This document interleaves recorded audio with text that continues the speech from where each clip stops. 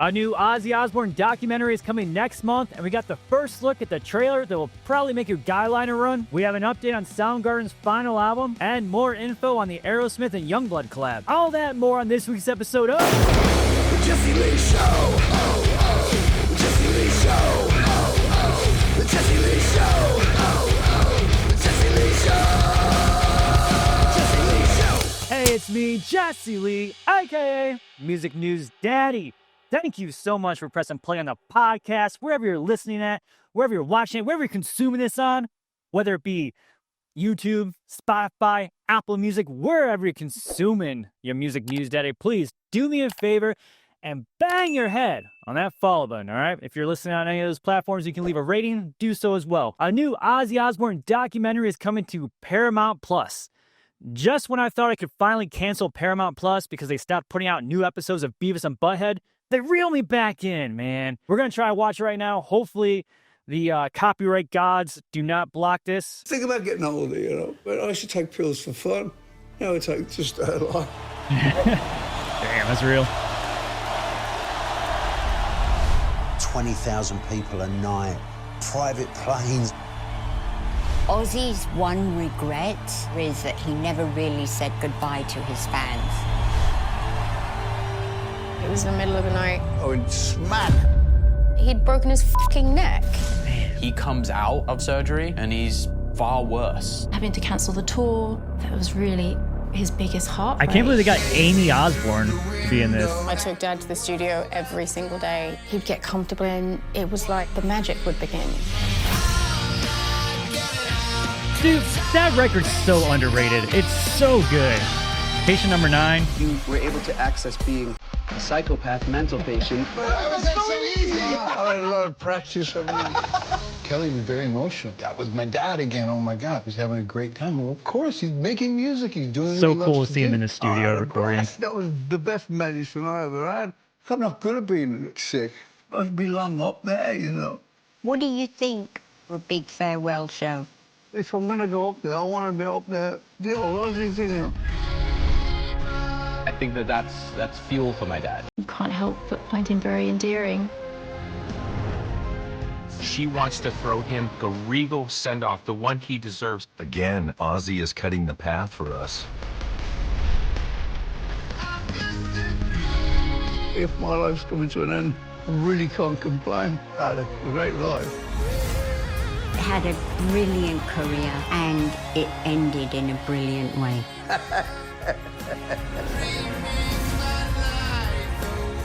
Man, if I was wearing guy liner, it would definitely be running right now. So this documentary was originally announced last February, and it was not intended to be a posthumous film. You know, the camera crew was following around Ozzy Osbourne for the last 6 years of his life, but they didn't know, obviously, it was going to be the last 6 years of his life. Also, it's not connected to that BBC doc, the Sharon and Ozzy Osbourne Coming Home documentary about them moving back to England. This is a whole separate documentary. I'm sure this one will probably hurt the views on the BBC version, but, you know, Paramount got there first, I guess. Speaking of Ozzy, Chevelle drummer Sam Lawler shared this crazy story about the band getting kicked off Ozzfest back in 2003 and what the band had to do to get back onto Ozzfest. Sam was doing an interview with the radio station 107.7 The Bone. Giggity.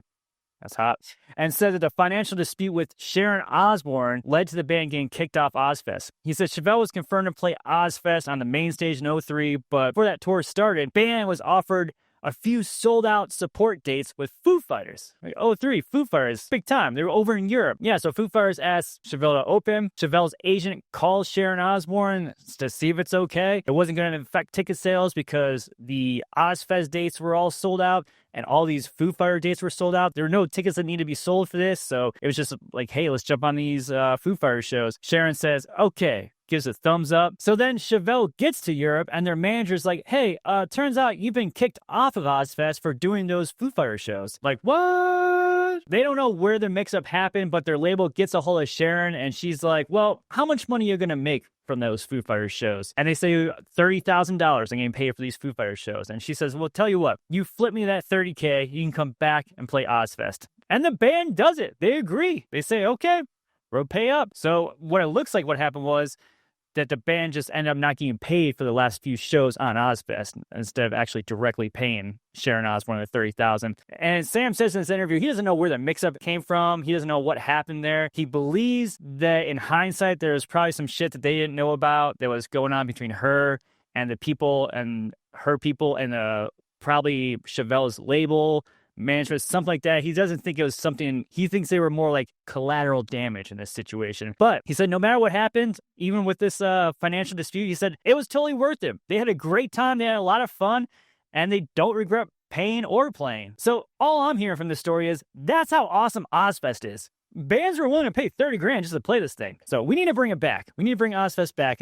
That's the point of the story. We need to bring Ozzfest back. Maybe not charge bands a bunch of money to play it or anything like that, but we should definitely bring Ozzfest back. The final Soundgarden recordings with late Chris Cornell are over halfway done, according to drummer Matt Cameron. The recordings were subject of a big legal dispute for many years with Chris Cornell's estate, but that's been resolved now, and the band's working on completing these recordings for an official release. And it doesn't look like a full album. I've got the song titles here. We got Road Less Traveled, Orphans, At Ophian's Door, Cancer, Ahead of the Dog, Murmas, and Stone Age Mine. Real upbeat sounding titles, but I mean, it is Soundgarden. And it almost feels more like an EP than an album, unless they're going to throw some extra fillers in there, like maybe some interludes or something. But either way, I mean, no one's going to complain about new recordings with Chris Cornell's voice, right? So in the interview with Billboard, Cameron said there's not a set release date or anything as of yet.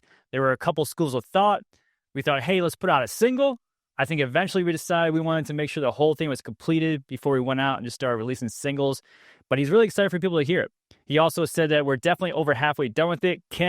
Guitarist Kim Thile, is in the process of finishing his guitar parts, and he wants to make sure they get exactly the way he wants them. Soundgarden is also going to be inducted into the Rock and Roll Hall of Fame this year in November, but it's unlikely this record is going to be done by then. He also revealed in that same interview why he quit Pearl Jam. You might remember that after 27 years with the band, Matt Cameron announced he was leaving Pearl Jam.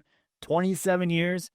If he would stay like 3 more and hit that even 30, I'm pretty sure Pearl Jam would have given him a watch or something, some kind of commemorative plaque. But 27 years he bounced. He said, I was having issues with the Pearl Jam shows being 3 hours long and constant touring and stuff. So that's definitely an art form unto itself to be able to do those type of shows. I'm at a point now where I want to do face-melting 70-minute sets, and that's kind of what I'm focusing on right now. Matt Cameron's 62 years old. I don't know many people over the age of 60 that want to go to a 3-hour rock show, much less play a 3-hour rock show. At least Matt gets to sit down, I guess. So, I mean, asking anyone over the age of 60 to stand for more than 20 minutes just seems mean. I don't like to stand more than 20 minutes. I like a good sit like anyone else. And I'm imagining once I get past my 60s, I'm gonna enjoy sitting even more. So, but yeah, that's all it comes down to is Matt just wants to lighten his load a little bit. He wants to still be out there playing, still ripping faces open at shows, but he doesn't want to do the 3-hour jam sesh that is Pearl Jam. Aerosmith announced a new EP. It's their first new EP, their first bit of new music in over a decade, actually 16 years to be exact, and it's with Yungblud. You know, Aerosmith and Yungblud recently did that big VMA performance where they paid tribute to the late, great Ozzy Osbourne, who we were talking about earlier. But they do this tribute to Ozzy at the VMAs. A lot of people loved it. It's the most viewed performance from the entire MTV event VMAs, so it's definitely a popular performance. A lot of people liked it. A lot of people didn't like it. There's a lot of people that got their panties in a bunch. They just don't like Yungblud. It's a big problem. They don't like to see him doing things close to rock music. There's a lot of people out there just Yungblud haters.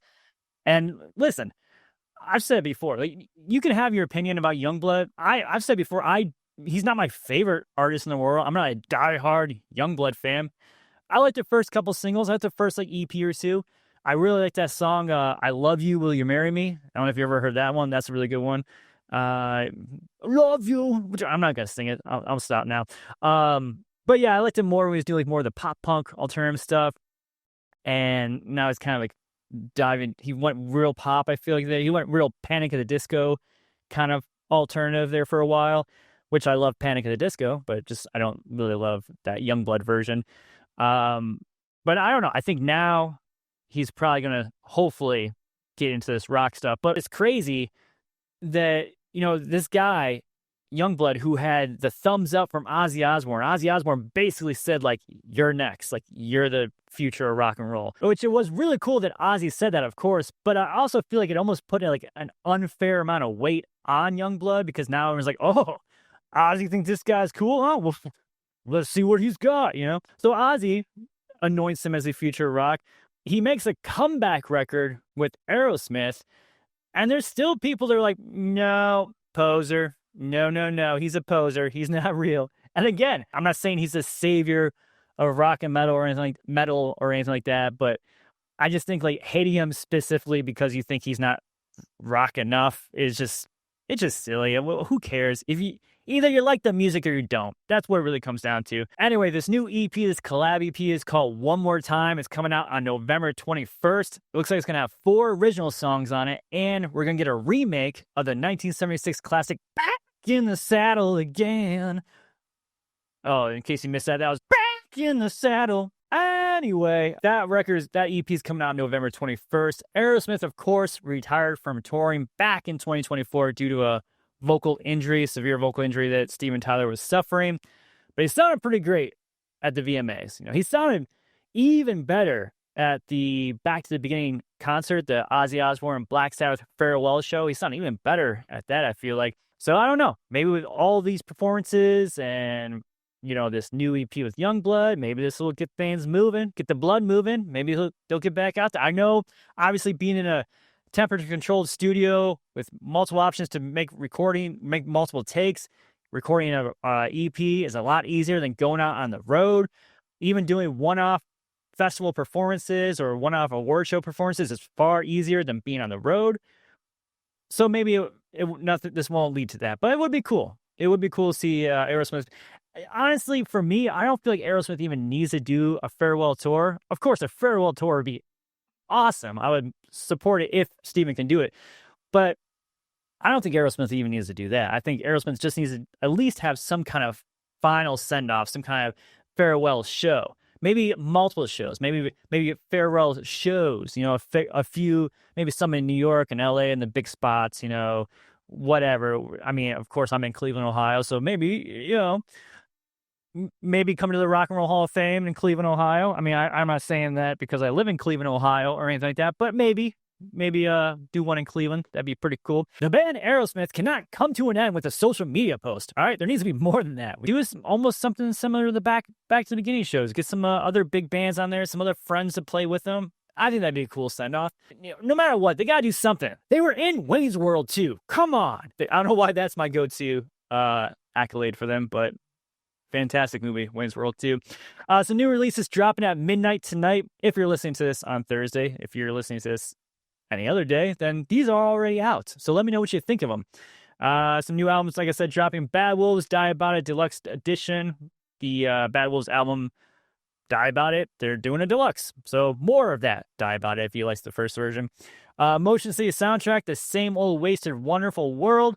I'm so excited about this. I love Motion City Soundtrack. I've talked about them ad nauseum, how much I love Motion City Soundtrack. I want more people to love Motion City Soundtrack. If you're listening, you have not heard of Motion City Soundtrack before, stop it. Stop messing around. Go listen to that band. One of my all-time favorite bands. They have a new record out tonight at midnight. Dead's dropping their new one, Resent. A Killer's Confession is releasing Victim 2.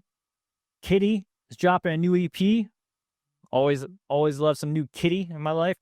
And I Prevail, of course. I Prevail is finally releasing their anticipated new album, Violent Nature. I can't believe it's already out. Man, I feel like it was just yesterday we were talking about the announcement of Violent Nature, and already, these release cycles are going quick, happening quick. So yeah, new Violent Nature is out at midnight tonight. I believe they're dropping a music video for one of the songs as well tomorrow. Again, depending on when you're listening to this, maybe it's already out. Maybe the new I Prevail song, or maybe the new I Prevail music video is already out. If it is, let me know what you think of it in the comments section. But that's going to do it for me today. If you could please do me a favor, of course, find that follow button, find the subscribe button, and bang your head on those buttons, okay? Helps out the show a whole bunch. You can also find me at Jesse Lee on TikTok and Instagram, all the other socials as well. Above all else, be sure to share this podcast episode with somebody that doesn't suck, all right? Take it easy now. and Bubba. The Jesse Lee Show. The Jesse Lee Show. The Jesse Lee Show.